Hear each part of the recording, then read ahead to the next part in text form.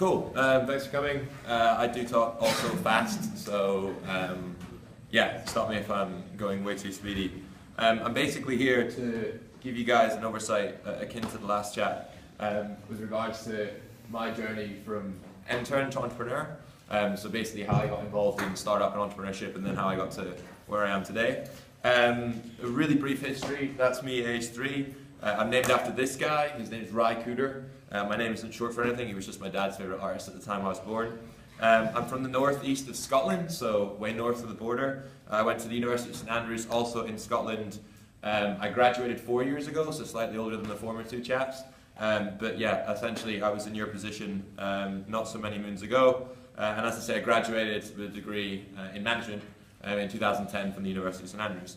And yeah, just here to tell you a little bit about my journey in the business I created called Please Cycle, now called Yomp, and how I got to that point and some of the lessons I picked up along the way. I've got a few quotes scattered throughout the deck, one that you should hopefully see ring true, that definitely the former speaker had in spades is kind of what you see and believe you achieve, and that definitely resonates with kind of his journey and what he'd been through. So a brief kind of background in regards to my involvement and how I first started dabbling in startup and entrepreneurship. Whilst at university, I did a lot of work with an organisation called the Scottish Institute for Enterprise, or SIE, and they're basically a bit like a NACU, if you're familiar with NACU, National Association of College University Entrepreneurs, a national body that empowers and fosters enterprise mentality in higher education institutions, basically trying to get students more involved in doing their own thing. I was involved with them in a variety of guises, so I not only went to some of their boot camps, so they had a week-long boot camp in Glasgow, which is basically about cutting your teeth when it comes to running a business.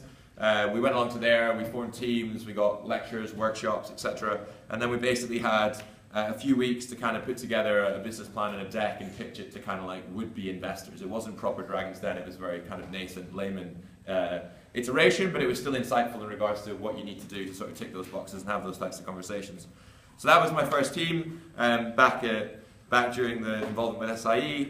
We had these 8 weeks to turn it into a business plan. It eventually fizzled into nothing, but actually setting up an organisation, going through the ropes with Companies House, you know, the division of shares, looking at what investors look for when you go and create a pitch deck, etc., was hugely insightful.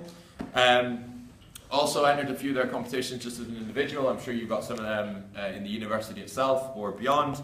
One of the things I came up with back then was something called AppFacts. So I put together this deck and a pitch, basically a mobile phone app which acts as a digital promotion and advertising service, which back then in 2008, apps were just really starting to kick off, so it was quite innovative at the time.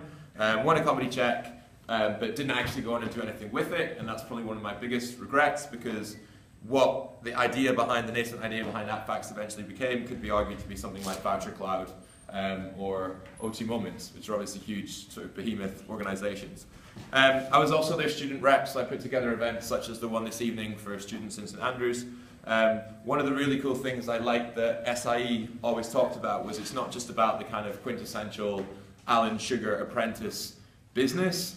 Obviously tech's really hot at the moment, but whether you're interested in music or fashion or lifestyle or food, whatever it might be, you can be entrepreneurial in your own right in that domain. It doesn't just have to be this cool tech app, whatever it is, business or financial or fintech, whatever it is. The lesson from that particular chapter that I took away, I've got a few quotes. This is from Jobs' biography. Yes, I'll read it out. If I'd never dropped in on that single course in college, the Mac would never have multiple typefaces or proportionally spaced ones, and since Windows just copied the Mac, it's likely no personal computer would have had them. So basically, Jobs dropped out of his regular classes in college and started dropping on ones that he just enjoyed, one of which was calligraphy. And obviously, one of the main things Mac came to be known for was its kind of enthused creativity, and one of the ways it did that was through these really cool, innovative typefaces. And this is Jobs arguing that if he hadn't dropped in on that random class, he'd never have had it, and because Gates just copied him, no computer would have had it. The latter part's probably arguable, but the former definitely not. So simply being here tonight and some of the connections you might take away, or the internships that are on offer, is kind of the first part of that process. I'm sure you're doing other bits. But yeah, SIE kind of got my head thinking and dipped my toe into the waters of startup. The next thing I was involved with was called internships. I'm sure some of you are already familiar with internships. If you're not, it's basically internships in enterprise. So the guy that founded it, Rajiv Dey, skip the slide. The guy that founded it, Rajiv Dey, saw that a lot of his friends at Oxford University were being hoovered up by blue chip career ladders. So people over the summer were doing internships at the Big Four or in other consultancies, financial sector, etc. And he just saw that the startup and SME economy in the UK was being starved of really, really good talent because people were just going after the paycheck. So he set up internships to drive some of that talent into startups and SMEs. So because of my involvement with SIE, the last section, I came across internships really early and applied for this role down in London. I'd never really worked in London before. I'd only ever kind of hailed from Scotland. And this was the first response I got from sort of one of 3 jobs that I sort of looked at on internships. This guy, Anthony Ganju, this is back in 2009. First and foremost, he called me Ryan, which was a massive chip on my shoulder. But essentially, he said, "Yeah, let's chat." I wound up working at a place called Curb, which is an out-of-home experiential media agency. So they do things like make huge brand logos out of crops, or break Guinness World Records for the world's largest poster. That was the launch of Michael Jackson's LP. And yeah, it got me to London. And my first professional business card, my first sort of taste of working in an actual startup. I had the glorious role of seed planter, which basically in Curb speak meant I was business development. The team at the time was just the guy that founded the company, one other guy that had been there for 2 months, and me. We were working from a World War II bunker, nothing glamorous. So whereas a lot of my peers were going into the massive glass buildings that sort of take up the financial sector in London, here I was unable to stand up in my office at 6'5", but being given every and any task kind of available to the company. So whether it was coming up with creative for clients such as Waitrose for launch of the new stores, going into agency meetings, coming up with pitch decks, handling the accounts, it was kind of a massive whistle-stop tour of what it was like to run a startup business. One of the things that was a huge amount of responsibility that a lot of my peers that went into those big sort of blue chip internships didn't necessarily get that insight. And one of the really cool things is that they tasked me with coming up with an entirely new type of media. So, they were doing these crop circles and stuff in sand and stuff with moss and all sorts of zany things. And we went in to see the client that was handling the account for Avatar, the movie. And if you know Avatar, you've probably all seen it. The planet on their own is like glows in the dark. Everything glows. The trees glow, the grass glows, etc. And they were like, "Do you have anything that's kind of natural that glows in the dark, or you can sort of use that would sort of resonate with a similar effect?" And we said no, because we didn't. But I went away and, long story short, got in touch with this mad scientist in Edinburgh, a PhD student there, who was making grow-your-own mushroom kits, so edible mushrooms that you could actually cook. But they had this special bacteria in that made them glow in the dark. And I reached out to him, his name is Patrick, and I said, "Hey, crazy thing, but is there any way we can use the sort of bacteria you're using to create billboards or posters or whatever it is? This is completely off the wall, but, hear me out. If it's stupid, just tell me to, fuck off, pretty much." So 2 weeks later, I was getting sent Petri dishes with brand logos cut in and walking into a closet and looking at them in the dark to see, if it was working. Fast forward another couple months, and Curb launched sort of bioluminescent bacteria as a media tool. This is just at the time I was leaving Curb, but it was really cool to see something I'd crafted with my own 2 hands on Springwise, on Trend Hunter, and wherever else. Fast forward another couple months, and it was being used by Johnson & Johnson and Warner Brothers for the launch of their movie Contagion. This is on Warner Brothers Canada's YouTube channel with over 500,000 views. So that was really cool. I wasn't remunerated for that. I was on expenses only as an intern, but the actual insight and the learnings that I was able to take away were kind of unprecedented. So the quote that sums up that particular part of the journey is the last jobs quote. This is him talking to his son. "I'm going to be in meetings 24/7 for probably 2 days, and I want you to be in every single one because you'll learn more in those 2 days than you would in 2 years at business school." And that's kind of reflective of the time I spent at Curb. I did a 4-year degree in management, but I took so much from those simple 3 months that I spent down in London working for a startup in a team of 3. It was phenomenal. I'm not disregarding the degree and what you do at college. It's phenomenal. I wouldn't swap it for the world. But you'll definitely learn more, whether it's your own business or sort of an industry, by spending those 2 weeks actually doing something practical and selling to customers or speaking to potential user clients than you would in the 2 months prior that you spend strategizing, planning, creating a business plan, creating a pitch deck. So it's kind of about just immersing yourself in there and getting out there and giving it a shot. One of the other things I wanted to touch on is, a lot of people come in here like the two former guys, and hold on, this should work. Yeah. Come in and talk a lot about just their successes. So they talk a lot about successes, like I did this and it was great, and I did that and it was great, and I did this and it was awesome. But actually, the former chap did talk about that really, really tough time when the chips were all stacked against him and it just wasn't going according to plan. That period for me, at least thus far in my journey, was when I ran for a sabbatical role of athletic union president at university. So I'm sure you have the same, like the students that stick around and run your union or your sports clubs or whatever it is. That's what I wanted to do. I didn't want to go again into this sort of corporate career path. I wanted to sort of run the athletic union. And this was sort of the creative I had behind it. Unfortunately they changed the rules last minute, which meant I needed to sort of switch my creative. This was the original creative. It was going to be ROI, basketball ROI, hockey ball ROI, tennis racket ROI. But they changed the rules last minute. And so I had all of this stock that I'd bought and couldn't use anymore for a variety of reasons. But instead of kind of just kicking my toys out in the pram, I instead had it feature these t-shirts and stuff feature the student fashion show. We sold them and made some money for charity. So here we had some guy, I don't know who that guy is, but he sent us it from somewhere abroad. We had people in Paris buy them and send us photos, and we basically raised some money for charity out the back of that. It did mean I had to come up with some new campaign creative, which is the stuff you see echoed in the presentation I'm giving today. Unfortunately, I was running against this chap, and his name is Andy Dick, and his campaign was Andy Dick. When you're a student going to vote on the ballot papers and you can vote for R. Morgan or a Dick, I think I was always off to a bit of he was off to a head start rather. So suffice it to say, for a variety of reasons, that one in particular, at least I like to think, I didn't win. It massively bottomed me out. I literally was zonked. It completely pulled the rug from beneath me. That was my kitchen post-elections. I hadn't applied to anything else. While all my friends were about to go on and start these amazing high-salaried corporate jobs in blue chips, I had put all of my eggs in that basket and really didn't know where I was going. So it was the end of university, very bittersweet end to an amazing 4 years. But I was left with a lot of time to think. I'd say a variety of friends helped me get through that period. Without going into so much detail, it was horrendous.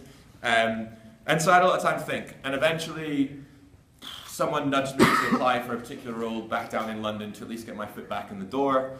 So I was sleeping out in my car at this point, not wanting to go home to the middle of nowhere in Scotland, not wanting to sort of do what I didn't want to do, which was work in a corporate.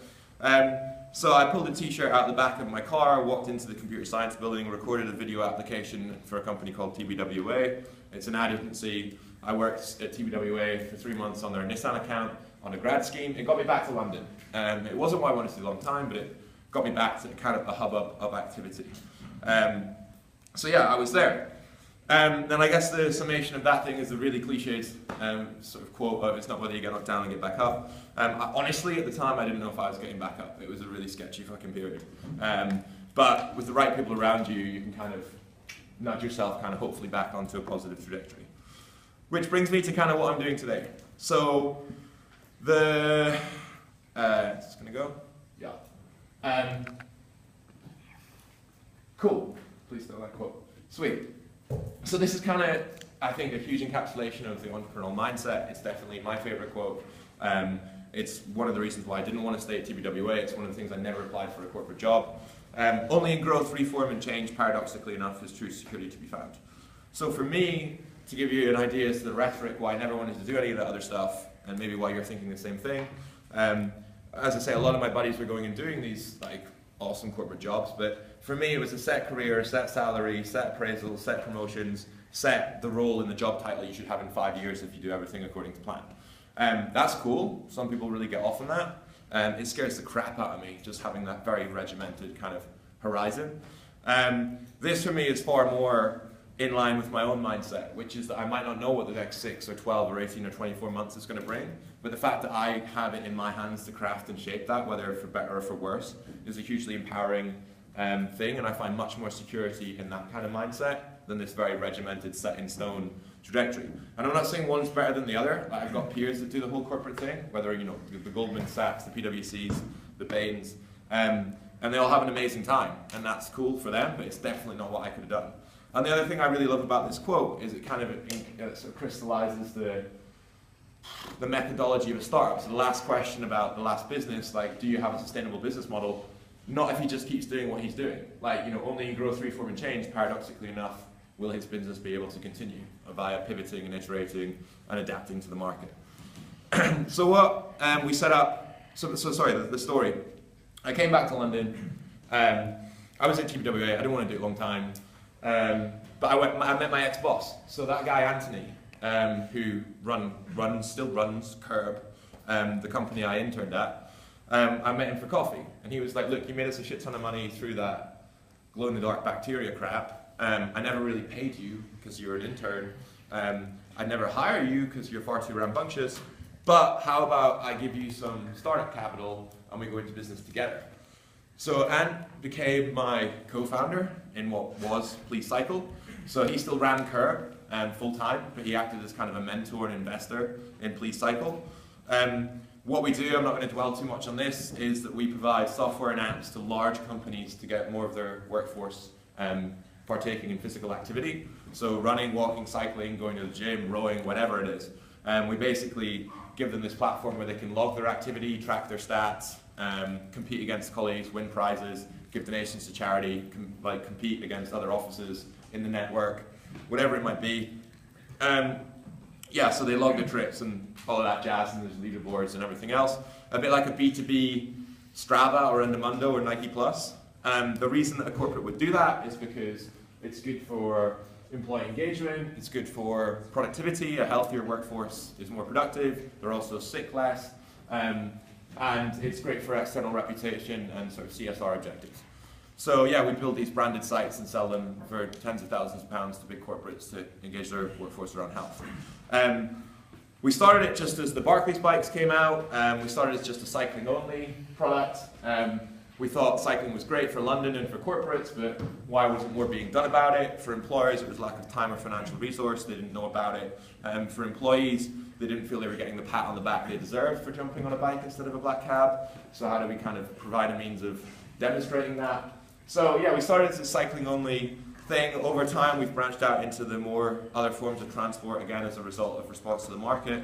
We can do cool things for corporates, like show them how much CO2 they've saved to offset their sustainability targets, or how many calories they've burnt in terms of things that are horrible for you.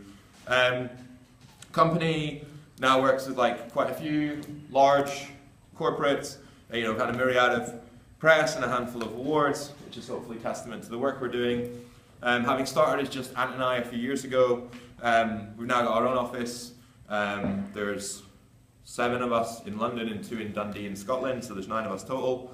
We recently rebranded to Yomp because we had grown from this cycling-only thing into more forms of activity. We needed something to reflect that, so Yomp actually stands for Your Own Marching Pace, and is a Navy acronym for getting to a milestone with all your equipment on, and all meeting there at your own speed. And because we're about any level of fitness, not just those lycra-clad zealots that cycle every day, and we thought Yomp was reflective of this. We just closed a seed round, not a phenomenal amount of money, 200k, to help accelerate our growth. We've been cash flow positive and profitable since year 1, but we wanted to sort of accelerate, so we just raised a small seed round from 5 angels in London. We're now kind of got an industry presence and are doing stuff at events. Send me an email about any of these things afterwards. I've been on the Accelerator Academy, which was a mini accelerator. Another one was the Goldman Sachs 10,000 Small Businesses. Something I'd recommend you all look at if you're interested in entrepreneurship is the New Entrepreneurs Foundation.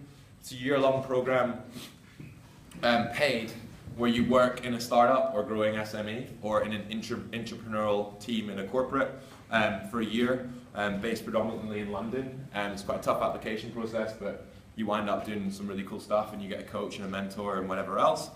Their application is probably closed in January. There's also the Marketing Academy, which is something similar for marketing and media. And then I recently was in San Francisco, in Palo Alto, on a program called Black Box, which was 2-week immersion into how the Valley works, fronted by Google for Entrepreneurs. So that was equally a lot of fun and something that's worth looking at if you're already running a kind of growing startup. But yeah, fundamentally, like, you know, one of our core team values is still fun, so we still like to have that startup mentality. We still are very much a startup. That's our staff Christmas party last year in Morocco. But I am just at that kind of precipice, looking out into where we go from here. Whether the business is around in 6 to 12 months or not, I don't know, but everything's kind of going okay at the moment. I'm not going to read this quote, it's far too big, and for the sake of time. There's one other thing I wanted to talk about before I sum up. Whoever invites me to talk, they don't usually know I speak about this. They probably wouldn't invite me if I did. But it's, for the sake of argument, let's call it Man's Valentine's Day. It's on March 14th. It's exactly a month after Valentine's Day. I'll let you do your due diligence into what that might be. I set up this page. I didn't invent it. So don't shoot the messenger.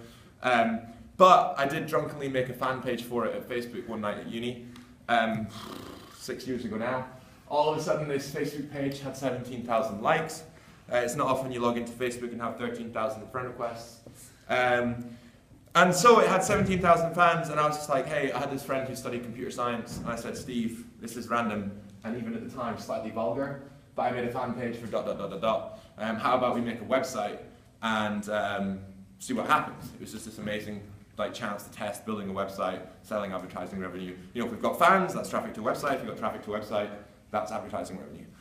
So we put together this website in a week, and you know, it had some traction. You know, 500 unique users, 1,800 unique users.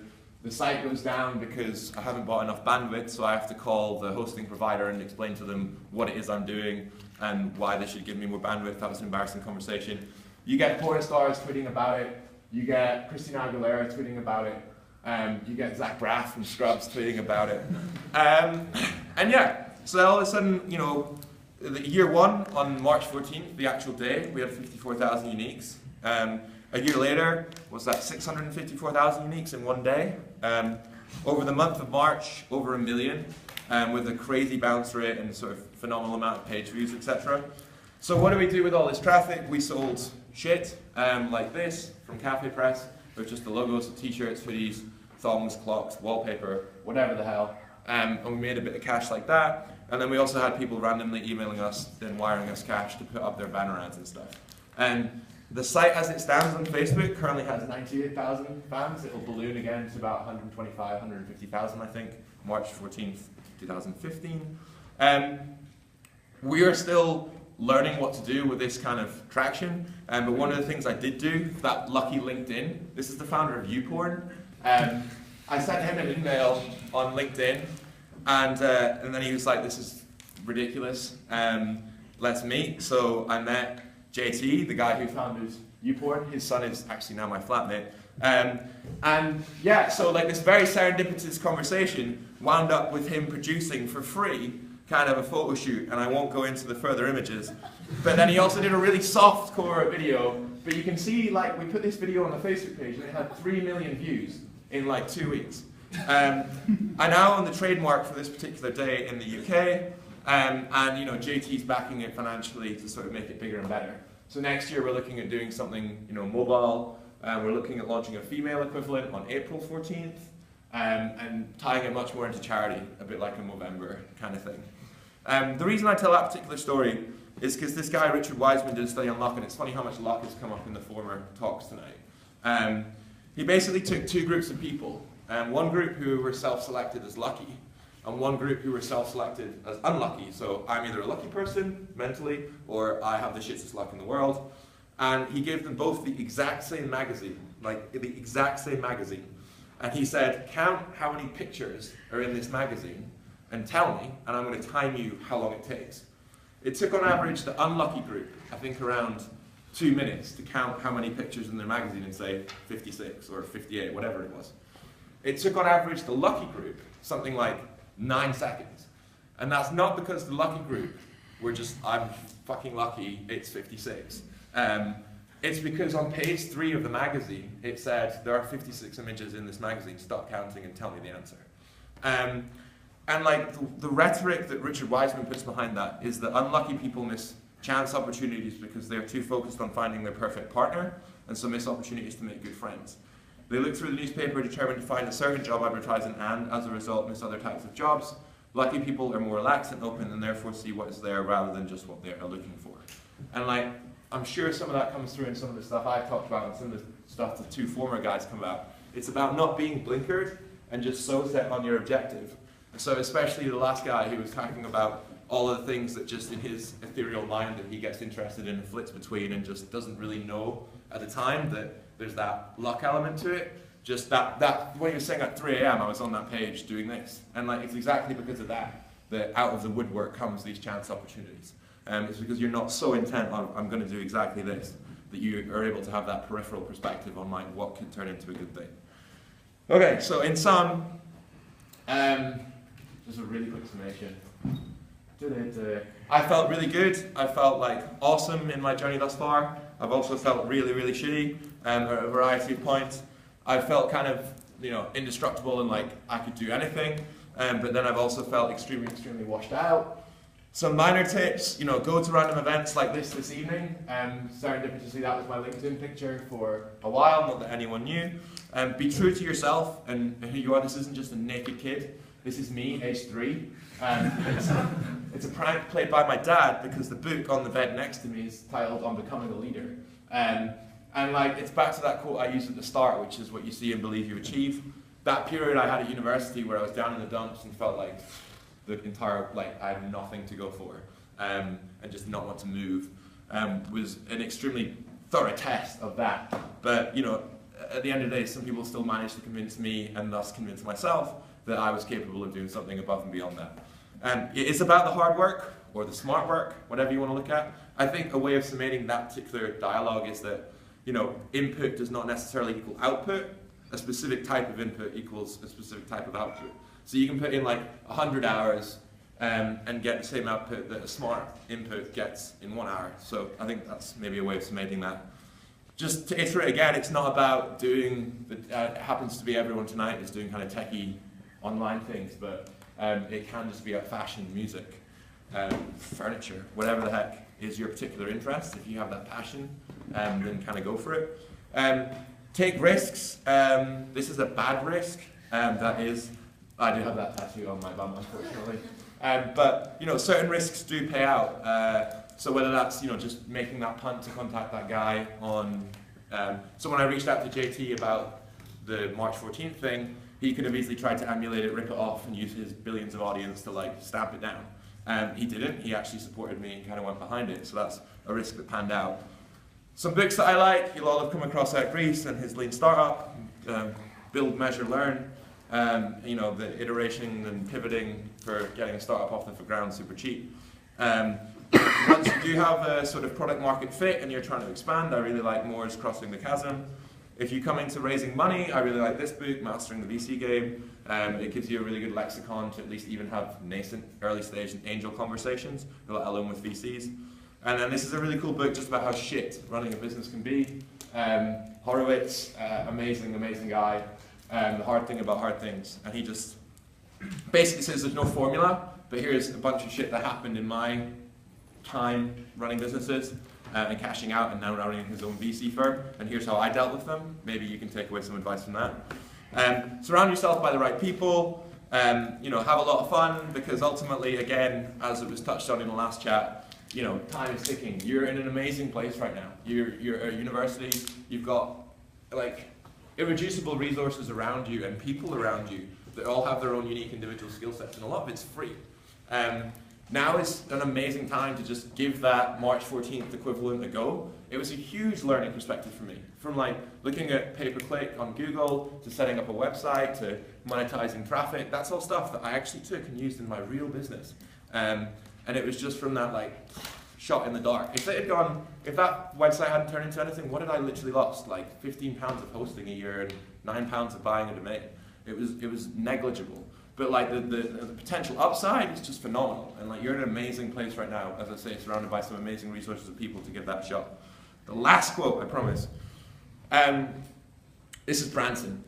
My schoolwork was going from bad to worse, but I was giving myself a lesson in confidence building. Had I been 5 or 6 years older, the sheer absurdity of trying to sell advertising to major companies in a magazine that did not yet exist, edited by 2 15-year-old schoolboys, would have prevented me from picking up the phone at all. But I was too young to contemplate failure. And that's kind of following a similar thread, which is this is Branson, his first business was a student magazine. And he just was like, had the balls to just pick up the phone and just call these CEOs and CMOs. Again, the last guy did almost exactly this and say, this is who I am, this is what I'm doing, are you interested? He wasn't scared of that failure or being rejected or hearing 99 no's and the one yes. He just got out there and did it. So before like you embed yourself in that sort of Newtonian IQ-based corporate like worldly structure, like take those punts, because the more time goes on and the more you give yourself that sense of something to lose, which is to paraphrase the last guy, like the less you're going to be inclined to make those types of, sort of calls and just putting yourself out there and putting your neck on the line. So yeah, that's, I think, oh shit. Yeah, that's it. That's it. If you have any questions, like feel free. I'll put my contact details up just in case. There you go. Cool, thank you.